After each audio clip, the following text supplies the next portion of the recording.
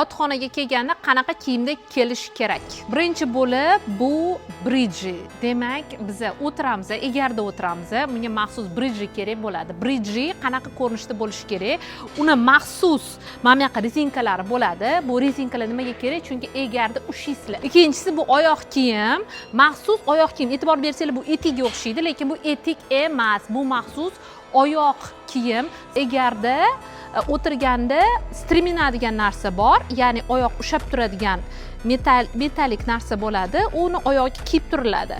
O'sha yerda streminada oyoq siljimasligi uchun mana bunaqa spesial podoshva bo'lishi shart. Uchinchisi bu qo'lqop. Qo'lqop albatta bo'lishi kerak, chunki uzdechka bor. Uni uzdechkani ushlayotganda qo'lni qaysidir tarafini, mana shu taraflarni shikastlashi mumkin. O'shaning uchun albatta qo'lqop kerak. Eng asosiysi bosh.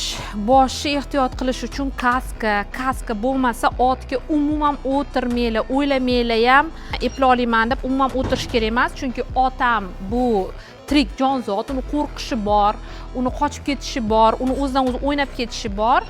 Bu yerda opasniy, o'shanga har bir sportchiga albatta mana bunaqa kaska bo'lishi kerak. Bu videoni aynan otga qiziqadigan, ot sportiga boraman deydigan o'rtog'inglarga tashlab qo'yinglar.